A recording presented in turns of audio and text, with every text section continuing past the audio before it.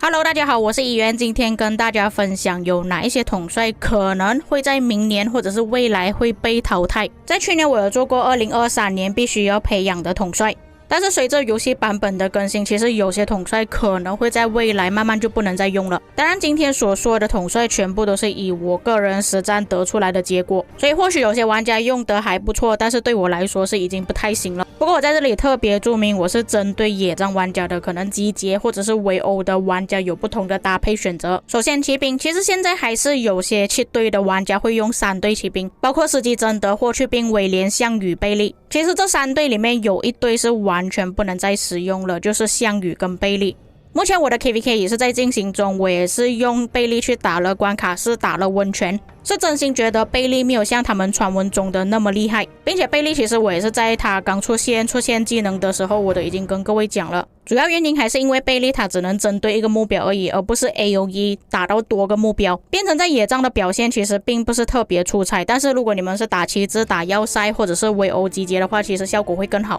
并且我在之前的测试也是有试过把贝利加入队伍里面，可能加入了贝利之后打的速度会稍微快一点，但其实差别真的是不大的。最重要的一点就是没有 AOE， 通常没有 AOE 的统帅，除非他的技能是真的很强之外，否则是没有办法成为主流的。坦白说，一般的玩家真的没有必要去培养贝利。再来项羽的问题，我相信大多数玩家都应该知道了，就是他死得快，太过脆皮，他打的目标只有3个，并且他每一次增加一个目标就会递减 25%， 只有项羽这位统帅递减是 25% 的，一般都是递减 15%。 像我所使用的队伍全部都是骑兵的，我可以明显感受到项羽的报告是最糟糕的。一般玩家要保留的队伍就只有司机贞德、霍去病、威廉，所以第9代骑兵对于大众玩家来说确实是比较空白的，除非你是有去驻防或者是围棋子的大哥，才会有需要用到这2位统帅而已。不过目前的4位骑兵搭配里面还是有一位可能会被淘汰，就是威廉。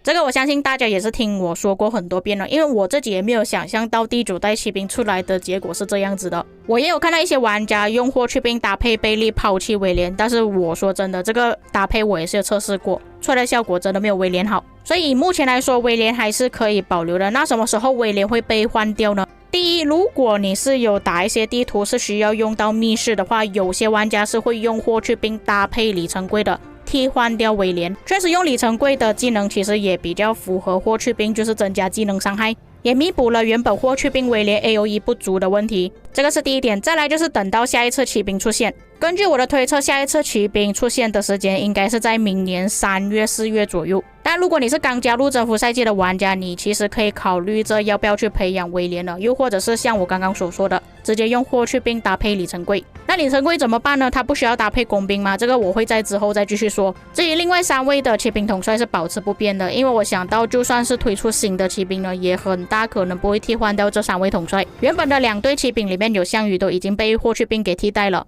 所以各位可以作为参考。再来步兵，其实现在的步兵呢，如果你是一般只能出5队的玩家，其实只是保留1队就已经足够了，没有必要再出到2队步兵。因为我自己本身是用7队队伍的，然后我的队伍里面是有2队步兵，其中包括刘彻、亚历山大、关羽 CP。 现在 CP 已经是没有办法带动关羽了，关羽 CP 的报告在我的队伍里面有时候是真的是最烂了，但是问题不是出现在 CP 上面，而是在关羽上面。毕竟关羽是第3代统帅，现在都已经快要出第9代的步兵了，关羽的能力追不上现在的版本是情有可原了。假设你是新玩家还在考虑着要不要去培养关羽的话，我觉得可以停止了。如果你只是打算要出1队的话，你可以使用刘彻搭配亚历山大，然后再看新的第9代步兵出现的是什么统帅，可以搭配哪一些统帅再做决定。但是我不认为新的统帅是可以搭配关羽使用的，要么就是搭配 CP， 要么就是搭配刘彻。正常来说，新的统帅搭配新的统帅才会有更好的效果，就像我之前测试霍去病搭配贝利效果比较好的原因是一样的。当你刚进入征服赛季镜头还不够的情况下，你可以先培养刘彻，刘彻至少可以用多2个版本以上。至于 CP 大概率应该还是可以活到明年的。亚历山大其实你们也不需要考虑要不要去培养，因为我相信大多数在 K2、K3 的玩家应该都是已经觉醒亚历山大了，而且确实使用流彻搭配亚历山大出来的效果还不错，成本也算比较低，你们可以往这个方向去发展，先出一堆步兵之后再打算。但是在第7跟第8代其实也是有出现其他的步兵统帅，比方说萨尔贡还有戈尔戈。这2位统帅值不值得去培养呢？萨尔贡是肯定不值得的，主要是因为萨尔贡的分段式攻击以目前的版本来说是不太合适的，现在统帅释放技能速度越来越快，而且每一次输出至少都2700、2500以上。虽然萨尔贡分段式攻击加起来它的伤害是很高的，但是因为真的太慢了，人家可能已经把你的队伍打到黄血了，你才刚释放完所有的分段式攻击，再加上萨尔贡的大地效果是针对该目标的，就很像贝利那样，不能造成团战大多数或者是周围的敌人都会有同样的效果。至于戈尔戈其实是可以培养的，但是戈尔戈目前可以搭配的统帅就只有刘彻，而且第9代步兵的消息已经出来了，虽然我们还没有去实战第9代步兵的能力到什么程度，但至少他的技能看来是肯定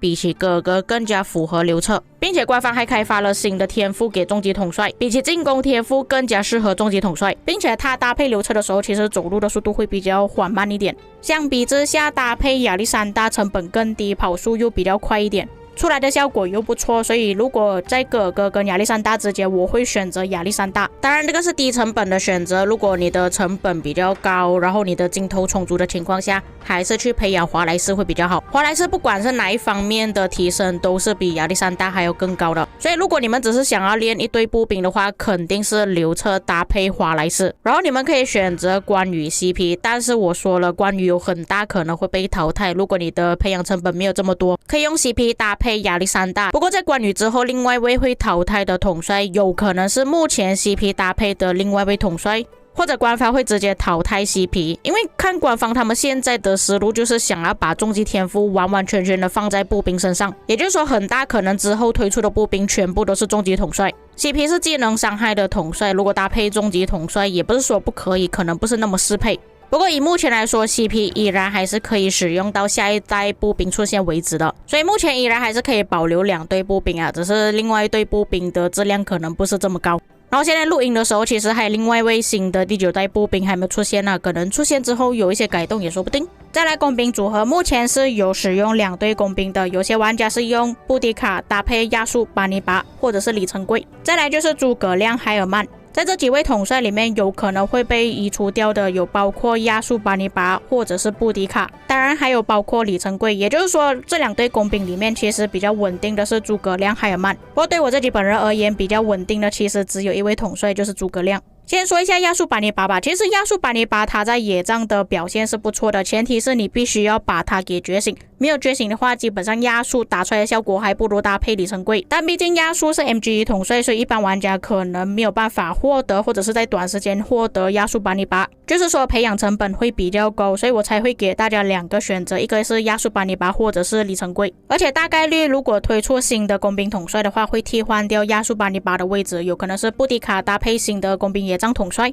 又或者淘汰布迪卡变成工兵主将搭配亚述巴尼拔或者是里程柜。说实在的，现在布迪卡的报告也不太好看，我觉得主要原因是因为布迪卡的队伍跑得太慢了，因为总是跑不掉的原因，所以每一次都被大家集火攻击，再加上布迪卡的技能比较起其他的工兵统帅来说并没有特别好，尤其是他的技能其实卡5551就已经足够了，没有必要觉醒。布迪卡也是目前我们所使用的工兵统帅里面唯一一个是没有 AOE 的，像刚刚我有提到的诸葛亮、亚述巴尼拔、海尔曼、里程柜全部都是有 AOE 的，就唯独布迪卡是没有 AOE 的。对于野战玩家而言 AOE 是真的很重要的，所以大概率布迪卡有可能会被淘汰掉。至于我所说的里程柜被淘汰呢，是在工兵的队伍搭配里面会被淘汰，而不是在我们整个队伍里面被淘汰。假设你的里程柜还有保留的话，其实可以搭配其他的统帅使用，就比方说现在关羽不太行了，你们可以用 CP 搭配里程柜，或者像我前面所说的，就是用骑兵搭配里程柜，用霍去病搭配里程柜。